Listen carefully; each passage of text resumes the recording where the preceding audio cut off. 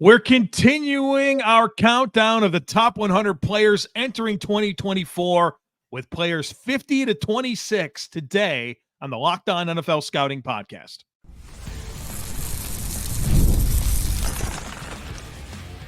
You are Locked On NFL Scouting with the Draft Dudes, your daily podcast for NFL and college football scouting. Part of the Locked On Podcast Network, your team every day. What's better than this? It's guys being dudes here on the Locked On NFL Scouting Podcast. We're the Draft Dudes. I'm Joe Marino from Locked On Bills. He's Kyle Crabbs from Locked On Dolphins. And we are your NFL experts here with you daily to talk team building across the league on the Locked On NFL Scouting Podcast with the Draft Dudes, part of the Locked On Podcast Network, your team every day.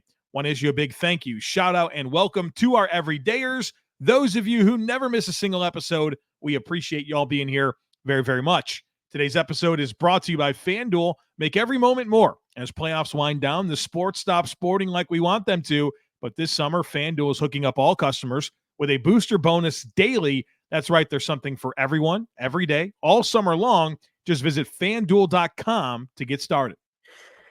Joe, the numbers are in. And I wanted to hit you with a trivia question. We did our roster power rankings over the course of the past 2.5 months, right? Mm-hmm. And if you recall at the beginning of the process and last summer, well, I guess at the beginning of the process, I disclosed that I had gone through and collected all the historical data of all of the power rankings over the years that we have done for rosters. And the top of the top 18 teams over the course of the previous two seasons, 16 of those teams went on to make the playoffs that season. I would like you to give me your best trivia answer for which team was the highest graded team that we've done in the last 2 years that missed the playoffs. Last year's Cincinnati Bengals. That is a good guess, but not correct. Wow. The highest graded team from 2022 and 2023 combined to miss the postseason. Man, I really thought it was going to be the Bengals last year. It's a good guess. Guessing it's another team that had some type of significant injury. Was it like maybe the Texans in 2022? Not the Texans. No, I'm trying to think of Deshaun Watson getting hurt. That predates. Yep, that predates this.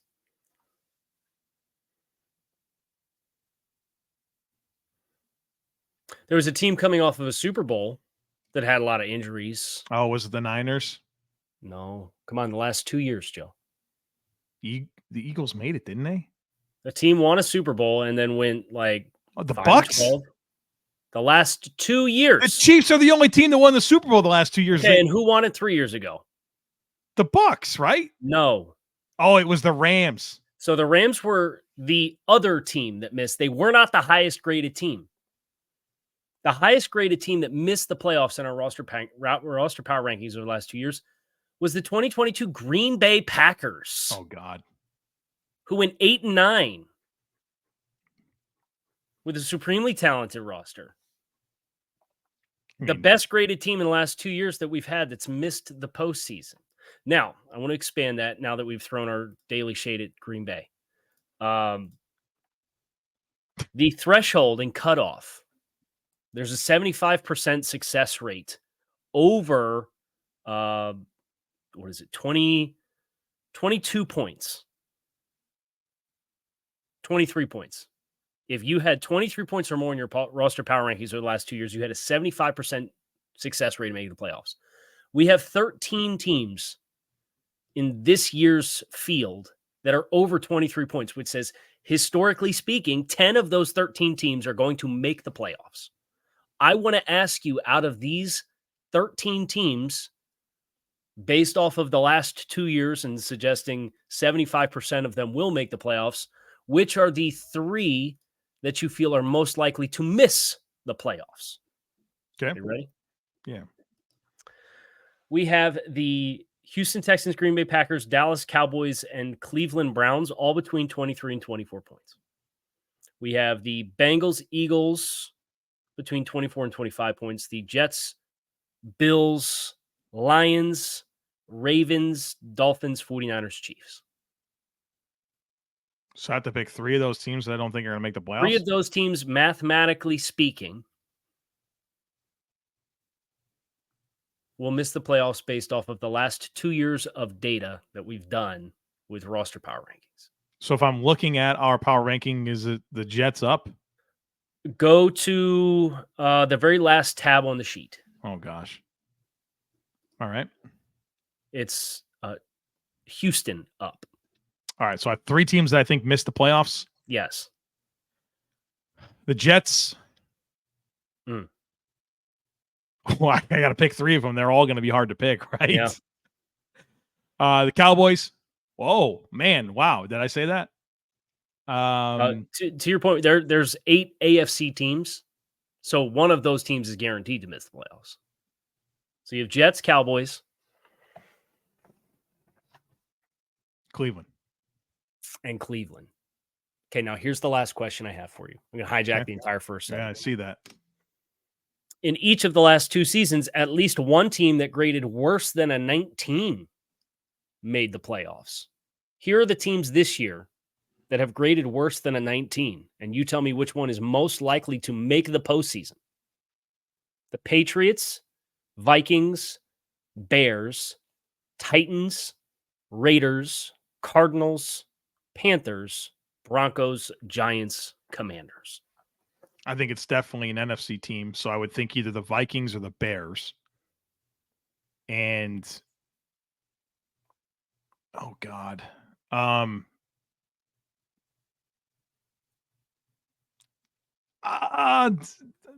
Give me the Vikings. Okay. Give me the Vikings. Thought that was kind of fun to look at the historical data and reflect on it and say, hey, here's the trends over the last couple of years, and acknowledge the teams that are in each one of those extreme polls. All right. So today's podcast is continuing the top 100 players entering 2024. It is. We've given you the top 50. So we're going to give you the next 25. So 50 to 26 today. Kyle Crabbs, you want to continue your tradition of announcing the players? This is nice for the end of segment 1. It's 5 players. We'll do 50 through 46 and then 10 in each of the next 2 blocks after that. At number 50 is Raiders wide receiver Davante Adams. Number 49 is Bears cornerback Jaylon Johnson. 48 is Chiefs center Creed Humphrey. 47 is Jaguars pass rusher Joshua Hines Allen. And at number 46, Chicago Bears wide receiver DJ Moore. The interesting talking point that I thought of for this block of players is Creed Humphrey. And he comes in just after we got to Tyler Linderbaum yesterday as player 51. What's interesting is these are a couple of centers, and we've seen a massive boom in the guard market, right? We've now got 5 guards in the NFL getting north of $20 million a season. Welcome Quinn Miners to the club. We have 0 centers, but I think anybody would tell you that centers are more important than guards. I think that we just haven't had the caliber of centers to push the market to reset. I know that Frank Ragnow certainly is part of that conversation, but he alone can't do it. I think that with guys like Tyler Linderbaum and Creed Humphrey coming up for extensions, I think they're the guys that really push this center market. Because you think about some of the other like young good centers, like Garrett Bradbury with the Vikings, good player, right? But not going to really push the top of the market. Tyler Biadasz is like solid, but not going to push the top of the market. These 2 guys are going to do a lot for this conversation. I think it's a shame Connor Williams got hurt because I think he could have been a part of that conversation of guys that were going to get 12 up per. Yeah. Especially for some of the prominence of the Shanahan trees and him playing the last 2 years at center, converting from guard. I think that's a good call. I think my observation with you bringing up Creed Humphrey, and these are all stud players, right? Like Jaylon Johnson gets a new contract, very well-deserved. Joshua Hines Allen's been top 10 pass rusher the past few years, for sure. DJ Moore is and Davante Adams are a couple of guaranteed 1,100 plus yard. Doesn't matter who's playing quarterback for him. You Right. feel excited about what it's going to look like for DJ in Chicago this year. Do you know how many interior offensive linemen made the NFL 100 last year? No idea. You want to fancy a guess? Just throw a number out there. I know I'm putting you under the gun again, but 6. I don't know. 3. Okay. Wow. We have 9.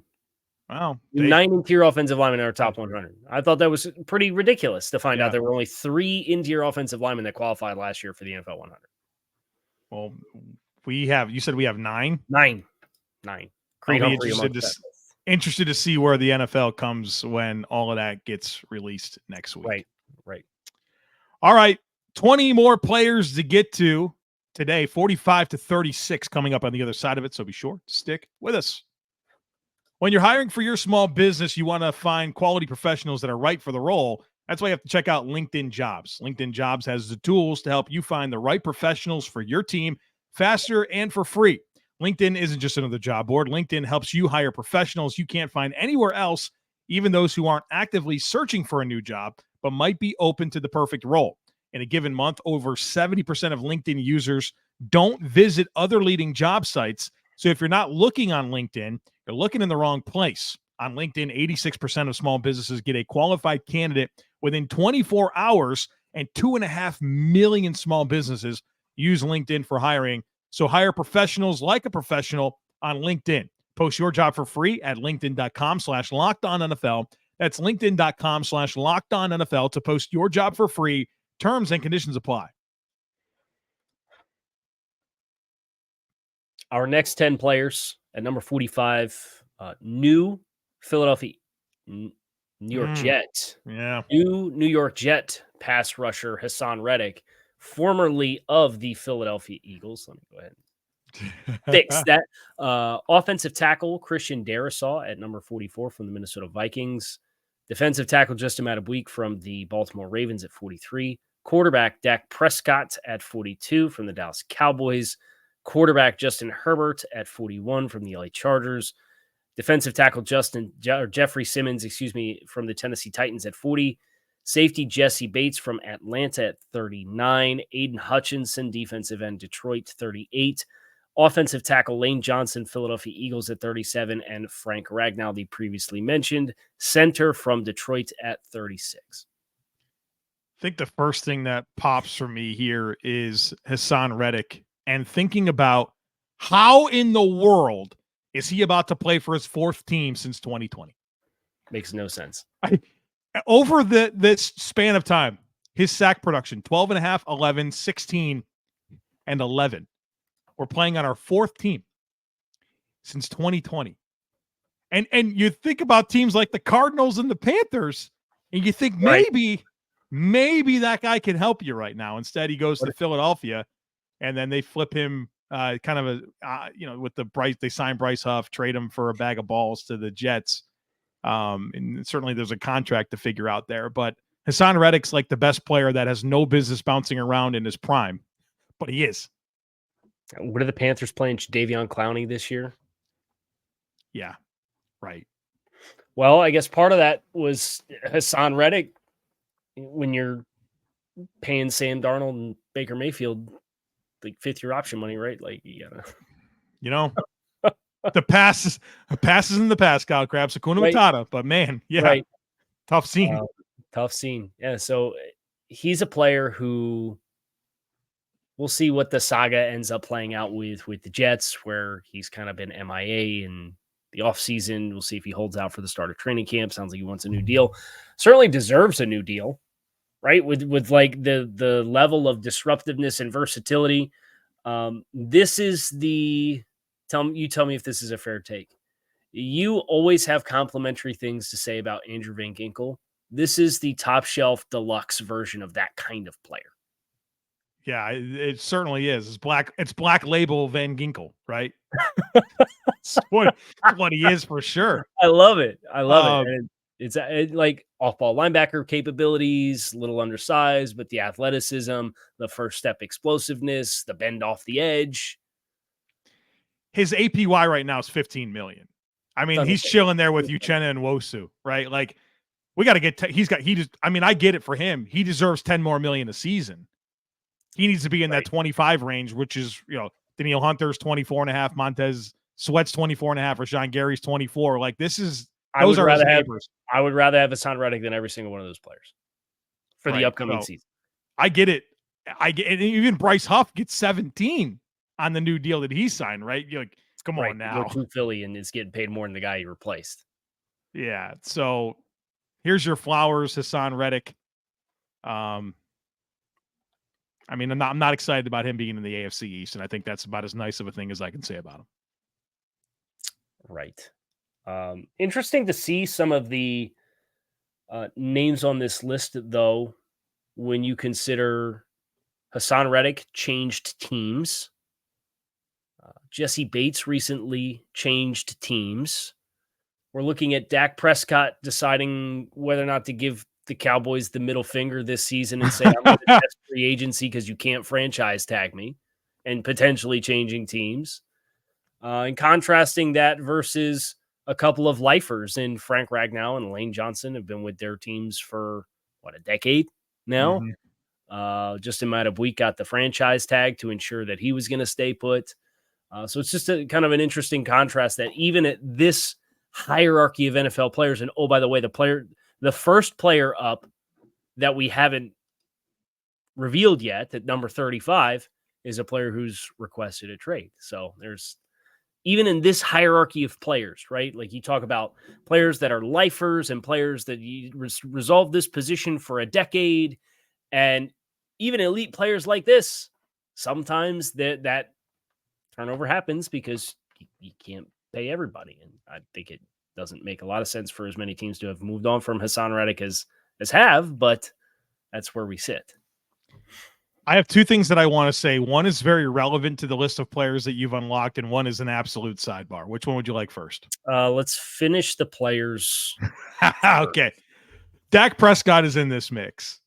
And why do you hate Dak Prescott so much? I see where you ranked him. There's a massive gap between where I ranked Dak Prescott and where Kyle did. Mm-hmm. I think it's definitely a player you like more than me. I think that's fair. Obviously. So why do you hate Dak Prescott? I think he teeters between truck and trailer, to be honest with you. And I think there's been some variants that I'm uncomfortable with, and I don't know. I think he's a really good starting quarterback. I think I ranked him pretty high. I think very highly of him. I just don't think he's like, I don't know that he's like I think there's tiers within those upper echelon tiers. Mm-hmm. I don't think the world's ready for the Dak Prescott contract conversation and like what it's really going to come to. If he hits the open market, that's going to get stupid dollars. Right. And you said something to me a couple weeks ago on some rumblings that you've heard, and I haven't been able to get it out of my head. So 6. Yeah. When we talk about resetting and deserving of resetting and all that, I mean, that conversation is going to be absolutely insane. Hold on. I'm going to float around. Give me your sidebar because I'm going to float around and produce this thing for a hot sec. My sidebar is, of course, the Jaguars throwback uniforms came out today, and they just released. Yeah, of course. So they just released some photos of like the back nameplates. Oh my God, they're so good. Like seeing Lawrence with like the black and the gold outline. Oh my gosh, I feel like I'm seeing Mark Brunell. He's going to throw a ball to Jimmy Smith and Fred Taylor and Rashae Caldwell and all these guys, man. I feel like, at any moment, John Henderson's going to come blowing through the doors here. But also for a secondary logo, I don't really like a lot of secondary logos, but this one, yeah, dude, on the shoulder works. Yeah, it really works. Anyways, what'd you got? Next year's free agent quarterback market. Okay. It's a couple of players that are expected to get contract extensions in Jordan Love and Tua Tagovailoa. Dak Prescott, Russell Wilson, Josh Dobbs, Justin Fields, Zach Wilson, Mac Jones, Tommy DeVito, Jimmy Garoppolo, Joe Flacco, And what already feels like an underwhelming quarterback class. I don't like this quarterback class, and we'll see what happens. There's still a season left to be played, but like, you mean to tell me if Dak Prescott stiff arms the Cowboys and goes to the open market? There's some big dollars. Because it's a 20% surcharge just for being on the open market, and that's before you get into positional value surcharge, too. Oh, dude. The Robert Hunt thing is crazy. Everybody thought Robert Hunt was $13 to $15 million. What do you get? 20. That's doing business in free agency. So right. All right, Kyle Crabbs. What do you think? 35 to 26 on the other side of it. Be sure to stick with us. I love sports. I love them so much and never want them to stop. But as the playoffs wind down, we get fewer games. And the sports aren't sportsing like I want them to. But FanDuel lets the sports keep going whenever I want. All I have to do is open the app and dream up bets anytime that I'm in the mood. And this summer, FanDuel is hooking up all customers with a booster bonus daily. That's right. There's something for everyone every day, all summer long. And we just, in this block of players, we talked about Dak Prescott and Justin Herbert. There's some fun props you can check out over at FanDuel for Dak Prescott. You think this is the year he's the NFL MVP? You can get that at plus 2,000. How about this one? Plus 350 for him to throw for over 4,500 passing yards this regular season. As it relates to Justin Herbert, you can get him at plus 220 to top 4,000 passing yards. And they also have the over-under for Herbert passing touchdowns in the regular season at 21.5. So some very interesting action you can check out for Herbert and Prescott and all the NFL. So head on over to FanDuel.com and start making the most of your summer. FanDuel, official sports betting partner of Major League Baseball. We teased it. But number 35 is San Francisco 49ers wide receiver Brandon Aiyuk. Number 34 is Dolphins corner Jalen Ramsey. 33 is Chris Lindstrom, another interior offensive lineman from the Atlanta Falcons. L'Jarius Sneed, corner for the Tennessee Titans at 32. Quarterback Lamar Jackson, Baltimore Ravens at 31. A.J. Brown, wide receiver, Philadelphia Eagles at 30. Linebacker Demario Davis, big-time disrespect in the Fowler poll for Demario Davis. Yeah, we won't stand for it on this show. New Orleans Saints at number 29. Roquan Smith at number 28, linebacker for the Baltimore Ravens. Joe Burrow, quarterback, Cincinnati Bengals at 27. And George Kittle, tight end, San Francisco 49ers at 26. This is a special group of players because this is what I like to call the batch of players that everyone's been traded. Brandon Aiyuk's about to be traded. Jalen Ramsey's been traded twice. L'Jarius Sneed was just traded. A.J. Brown's traded. Demario Davis has been traded. Roquan Smith was traded, right? So, like, who's next? Right? It's got to be Kittle, right? Because it won't be the quarterbacks. Dude, how good is George Kittle, man? Timeless, too. Oh, he's good. And I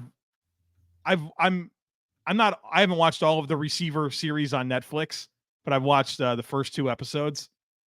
How do you not love George Kittle? That guy's high on life. He's got the ultimate hype wife. You know what I mean?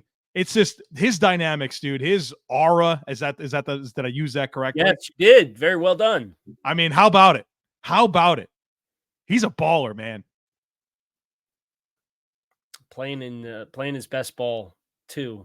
Age 30 season this past year. Making the most of, when he first came in the league, he was getting 100 targets per season. He's getting 85, 90, 95 targets the last 3 years. And he's, sure enough, averaging like 900 receiving yards and 8 touchdowns per season. He just, in an offense that has so many weapons, and then the ways that he finds impact without the ball too, is what really gives me great appreciation for George Kittle.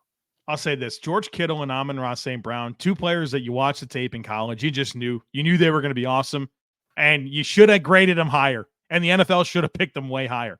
Like there was something infectious about watching George Kittle in Iowa, and not that like he was a overly productive receiver, but you saw like everything that you needed to see. The blocking. I mean, this guy was blocking guys out of the stadium. Yeah. Is there a more fun college tape from a tight end to watch in the history of your life than George Kittle at Iowa? Brock Bowers? Yeah, it's close. It's close, but the blocking for different Kittle. reasons. Yeah. Different reasons. The versatility of Bowers was insane. Yeah. You mentioned you think Brandon Aiyuk's going to get traded. I don't know that it happens. No, I agree with you. But obviously that's a hot topic right now. Right. Here's the deal with this, man. If you're the San Francisco 49ers, you got to be thinking this is our year to win the Super Bowl. And trading away Brandon Aiyuk doesn't help you do that. Getting future draft picks for Brandon Aiyuk doesn't help you do that. I know they just drafted Ricky Pearsall in the first round. I'm excited about him. But you feel like you got what you need right now to go win the whole damn thing. And trading away Brandon Aiyuk does not help you do that. It's an unfortunate distraction more than anything else, right? Because for San Francisco, you have to get a pick and a player that justifies, and a player that could step into some of that role. I know they have Juwan Jennings and I know they have Ricky Pearsall, but they're not. Ayuk's one of the more transcendent 26, wide man. receivers, and he's in the prime of his career. Yeah. And you'd love to bridge it where you have a little bit more overlap with him and Debo, and then move on from Debo and you keep Brandon Aiyuk. So they would have to get such a sweetheart offer in my mind. And I think with the nature of wide receivers right now as a whole, and then the price for San Francisco for what they would need, it just feels like it's going to be a little too much. There's a lot of complicating factors here as well for the 49ers. They are going to be over the cap next offseason. That's what I'm looking at right now. Yeah, I think it's $24 million is where they're projected. And that's on OTC, who I think projected $260 million cap, which I think is conservative. But their expiring contracts are significant. It's not just Brandon Aiyuk. It's Javarius Ward. It's Dre Greenlaw. It's Juwan Jennings. It's Aaron Banks. It's Talanoa Hufanga. Oh, by the way, you got to get something figured out with Brock Purdy. And Brock Purdy doesn't have like the fifth-year option to like stagger out the deal in such a way that's going to be super advantageous for you. So it's very difficult. And they probably do need to do something here to get something for guys that they're not going to be able to retain. But if I'm the 49ers, only thing I'm thinking about is winning the Super Bowl in 2024. And I think Brandon Aiyuk helps you do that, and not having him hurt your ability to do that. And they have all the leverage under the CBA, man. You know what I mean? Like, they can force the issue. And I might be inclined to do that if I were them. Okay, I've gotten the 49ers compliant. Move on from Debo after this season. You can save $9 million.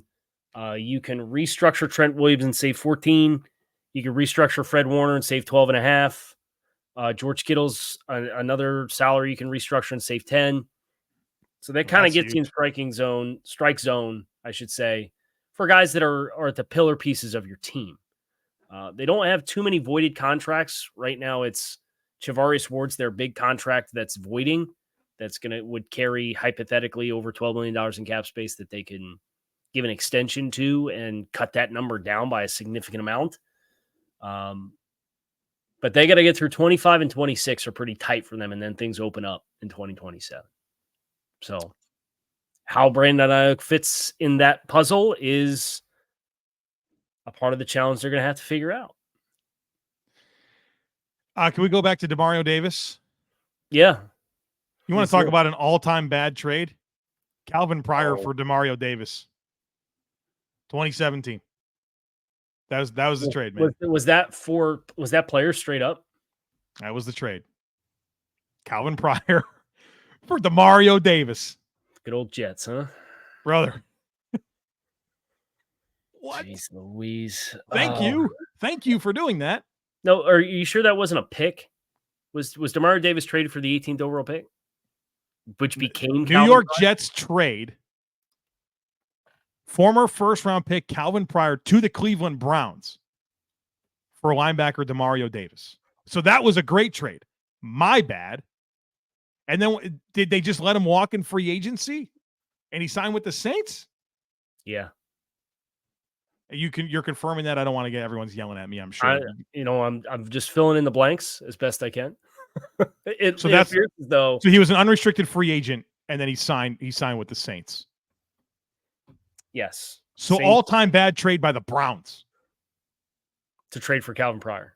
They straight up traded Demario Davis for Calvin Pryor. This is the best part of it, Kyle Crabbs. Davis became expendable after the Browns defensive coordinator Greg Williams switched to a base 4-3. Yeah.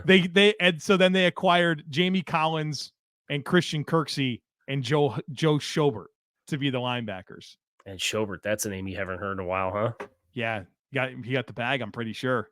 Had like one good season. Okay, so he got traded back to New York and signed a restructured 1-year deal, and then left in free agency after that good year in New York, signed a 3-year deal for $24 million with the Saints in free agency. What a weird career for one of the premier players at his position. I'm sure there's some conversations about positional value, and I think that's worth invoking here when you have Chris Lindstrom, who's a great player, listed in front of players at premium positions like Brandon Aiyuk and Jalen Ramsey, or you have Demario Davis listed in front of a player at a premier position like Lamar Jackson, right? Like, we don't adjust for that. It was just how we spit it out. I think there's a totally different conversation about if you put these 10 guys in a bucket, the order you would pick them as far as starting a franchise or coveting them for that. That's not really the point of this exercise, though, right? So yeah, and I think that's a good thing to bring up, because if you looked at my individual ballot, you would see the quarterbacks kind of funky, right? And I asked myself questions like, is Dak Prescott a better quarterback than Roquan Smith is linebacker? The answer there is no. And so I had Roquan Smith significantly higher than Dak Prescott. That was the lens that I really looked at this through. For the record, I also had Roquan Smith better than Dak Prescott. They were 20th and 22nd on my individual ballot. The gap was much wider for Joe Marino. That's going to do it for us here today on this episode of Locked On NFL Scouting. I'm Kyle Crabbs. He's Joe Marino. You can find us on YouTube or wherever you listen to your favorite podcasts. Make it a great rest of your day. We are out of here. You can find us on YouTube or wherever you listen to your favorite podcasts.